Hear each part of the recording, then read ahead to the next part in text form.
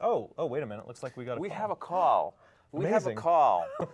Well, what do you think? You ready to? We can finish on this. I think there's a larger question, so we can take Mary. All right, let's take Mary from Tacoma.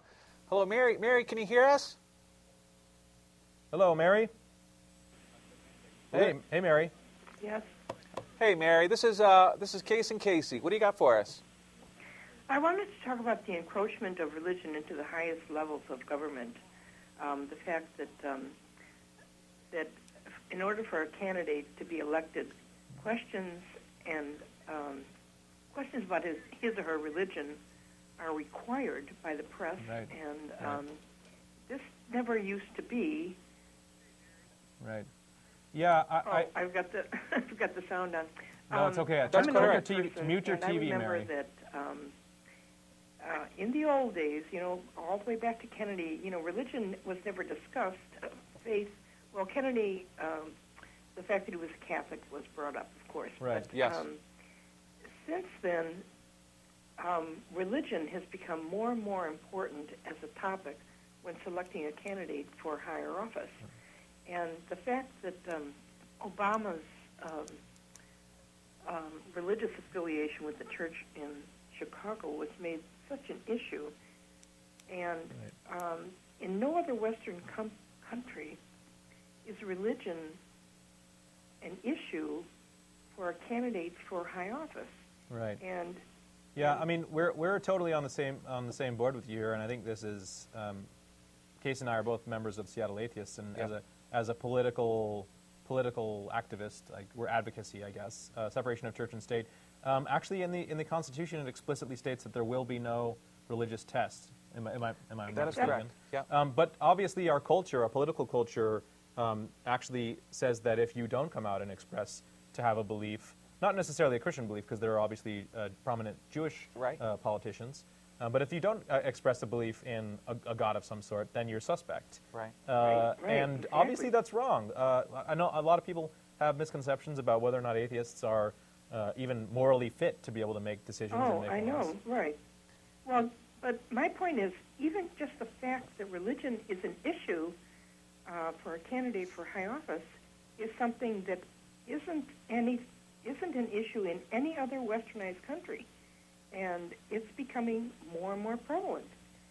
Right. I mean, more and more of a hot topic. I might quibble with your definition of westernized country. I think maybe you might see in Central and South America. I'm not sure. I'm not actually sure. But in America, for sure. In Canada, Europe and Canada. Right.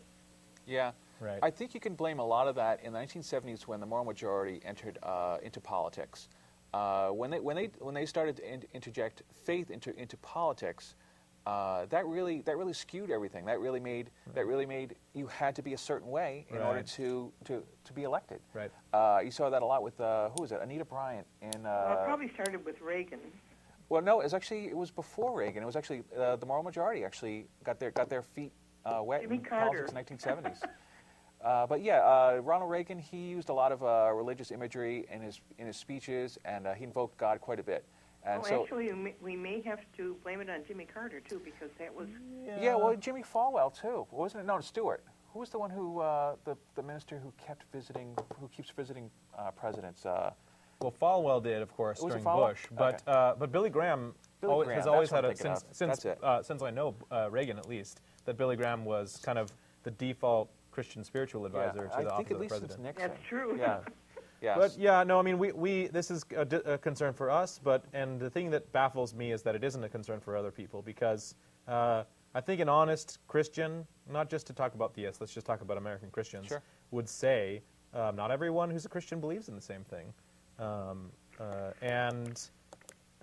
Billy Graham, I think, represents a pretty moderated opinion for Christianity. He's certainly not a Reverend Jerry Falwell type. No, yeah, that's true. I think Robertson. Yeah, or Pat Robertson. I think the one thing that concerns me is they become more and more influential as far as politics. Yeah, right. Yeah, one of the things that concerns me is that whenever a Democratic president gets elected, that a lot of Christians will make a lot of noise for that president being the Antichrist. And I've gotten emails on this subject. I've gotten emails on the subject where people claim that they have biblical evidence for Barack Obama being the Antichrist. Sure. That kills me. And so, anyway, I remember debating someone who asserted that Obama was the Antichrist, and he also had the same feelings about Bill Clinton. Of course. And I said, well, Bill Clinton is the Antichrist? He says, oh, yes, he's the Antichrist. I'm like, well, what is your definition of an Antichrist? And it waters it down. Right. You know, like if Hitler's an Antichrist. No, the Antichrist is not unlike James Bond, where every 6 or 7 years it's played by a different actor. Okay. That's its, you know. Okay. Yeah. Yeah. When Bill Clinton, and we're not going to be too partisan here, when Bill Clinton is your definition of an Antichrist, it really waters down the definition of the word. It really does. That's true. You know, oral sex, you know, out of marriage. Can I say it on the show? You know. I think you can say oral sex. Okay. Yes. Okay. Yeah. We actually should come up with a list of things I can't say on the show. Right. That way, you know. I'm going to be like your Joe Biden, by the way. Anyway, Mary, thank you very much for calling. I appreciate. I appreciate your sentiments and. Well, my concern is too that people are concerned that Islamic countries are ruled by their religion, and they don't see it that. We are also ruled by religion. Well, not to the same extent, though. I mean, let's make sure. Well, this is not Saudi Arabia. We're working towards it, no. in my view. But thank you for your chat. I'm in agreement with you that we have to be mindful of an oncoming theocracy. I mean, I wouldn't doubt that folks like Sarah Palin would love that very much. Right. Anyway, thank you very much, Mary. Thanks for calling. Thanks, Mary.